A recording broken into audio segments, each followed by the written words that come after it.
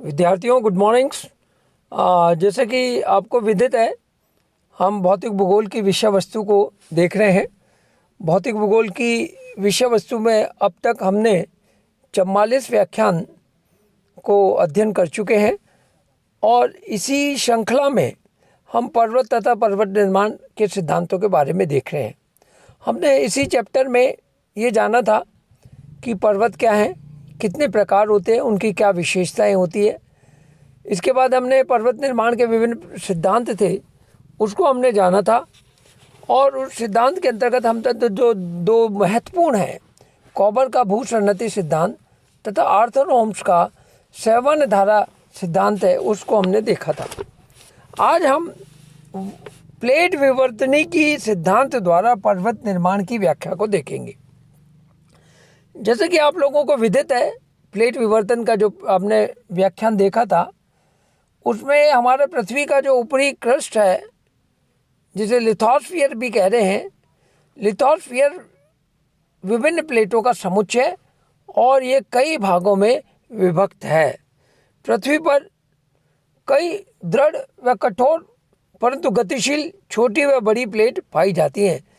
इसकी औसत मोटाई लगभग 100 किलोमीटर होती है और एस्ट्रोनॉट रूपी जो अर्ध तरल अवस्था में जो परत है उसके ऊपर चलायमान होने की क्षमता रखती है। महाद्वीप तथा महासागरों में ये प्लेटें सदैव गतिशील व प्रवाहित होती है, इसलिए प्लेट के किनारे के पास या दूर जाने से पर्वत निर्माण की अवस्थाएं उत्पन्न होती है। जैसा कि आपको विदित है कि सैवन धारा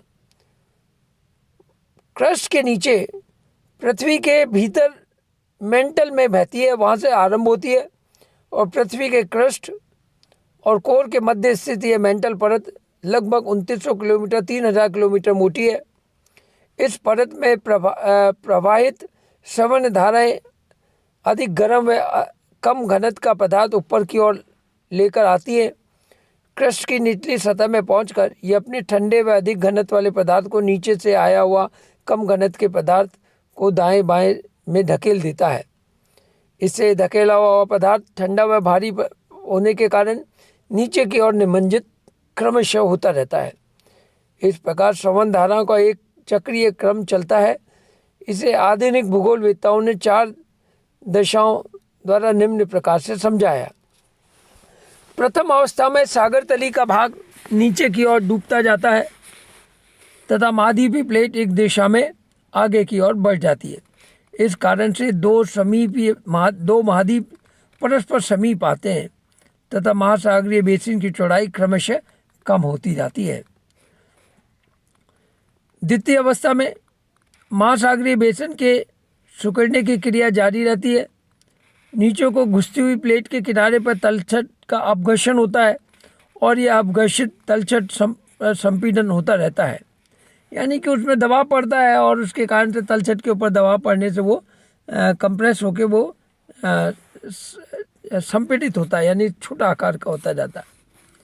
तीसरी अवस्था में दोनों महाद्वीपों के परस्पर टकराव से अवसाद पदार्थ बहुत अधिक संपीड़ित हो जाता है और जटिल वलनों का निर्माण करता है, जिससे महासागरीय बेसिन का क्षेत्र है वो घट जाता है और उसके स्थान पर ऊंची पर्वत श्रेणी का निर्माण होता है। जो चौथी है और अंतिम अवस्था में महासागरीय भूपटल यानी महासागरीय क्रस्ट पूर्णतः समाप्त विलुप्त हो जाता है और दो महाद्वीपीय सिरों के परस्पर मिलन और तलछट के संपीड़न होने से जो पर्वत श्रेणी निर्मित होती है वह सूचर कहलाती है, क्योंकि यह दो महाद्वीप सिरों को आपस में मिलाती है।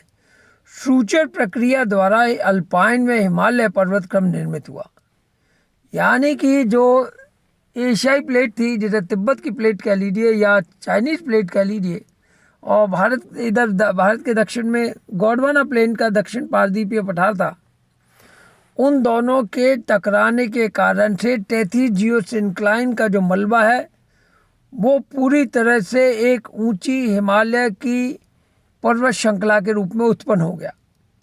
तो ये स्थिति जो है वो सूचर कहलाई, क्योंकि समुद्री भाग पूरी तरह समाप्त हो गया, दोनों महाद्वीपीय भाग एक साथ मिल गए, तो ये एक तरह का सूचर कहलाता है।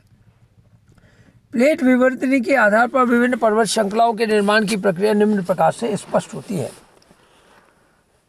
इसको हम उदाहरण के तौर पे देखेंगे कि रॉकीज एंडीज का कैसे निर्माण हुआ, हिमालय पर्वत का क्या निर्माण हुआ, तो ये आपको अच्छी तरह से स्पष्ट होगा। रॉकीज व एंडीज पर्वत श्रृंखला जो है उत्तरी व दक्षिणी अमेरिका के महाद्वीप के पश्चिमी तटों पर स्थित है, जो मोरदार व वलित पर्वत श्रेणी में आते हैं। वस्तुतः प्रशांत महासागरीय प्लेट अमेरिकन प्लेट के किनारे के टकराने से महासागरीय प्लेट का किनारा महाद्वीपीय किनारे की ओर नीचे झुक जाता है, क्योंकि महाद्वीपीय प्लेट के मुकाबले महासागरीय प्लेट वो अधिक घनत्व की है और वो नीचे महासागरीय प्लेट के महाद्वीपीय प्लेट के नीचे क्षेपित हो जाती है।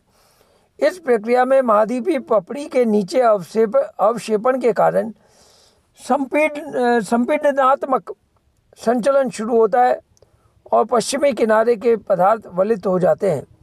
परिणाम स्वरूप रॉकीज व एंडीज पर्वत श्रृंखलाओं का निर्माण हुआ प्रशांत महासागर के तटीय भागों में। दूसरा प्रमुख उदाहरण हिमालय पर्वत श्रृंखला है। हिमालय पर्वत विश्व के नवीनतम मोरदार पर्वतों में से, जिसका निर्माण टर्शियरी युग में हुआ। रॉकीज व एंडीज पर्वतमालाओं के विपरीत हिमालय पर्वत का उदय महाद्वीपीय प्लेटों के टकराव से हुआ। टर्शियरी युग से पहले हिमालय के स्थान पर तैतीस महासागर था या तैतीस भूसन्नति थी, जिसके उत्तर में एशियाटिक प्लेट, दक्षिण में भारतीय प्लेट है। भारतीय प्लेट के एशियाटिक प्लेट के और निरंतर गतिशीलता के कारण तैतीस सागर में संकुचन होता है। परिणाम स्वरूप दोनों प्लेटों में टकराव हुआ और तैतीस सागर का जो क्रस्ट है या पपड़ी का भार है वलित पर्वत में निर्मित हो गया और हिमालय का निर्माण हुआ। उल्लेखनीय आरंभिक क्रिया में भारतीय प्लेट का उत्तरी किनारा एशियाई प्लेट के किनारे के नीचे की ओर अवक्षेपित हो गया।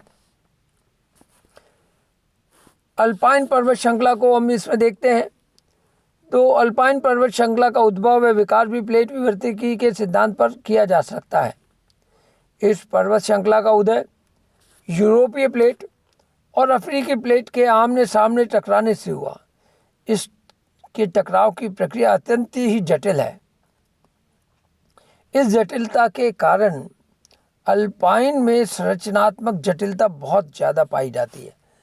अभी भी अफ्रीकी प्लेट का उत्तरी किनारा उत्तर की ओर गतिशील है और यूरोपीय प्लेट के नीचे सब्जेक्ट हो रहा है या अवक्षेपित हो रहा है। इस प्रक्रिया के चलते भूमध्य सागर लगातार संकुचित हो रहा है। उपरोक्त डायग्राम से इन सब तथ्यों का वर्णन किया गया है। इसी प्रकार से पर्वत तथा पर्वत निर्माण के अलावा समुद्र में पाए जाने वाले विभिन्न द्वीपीय चापों की भी उत्पत्ति प्लेट विवर्तन के द्वारा सिद्ध होती है।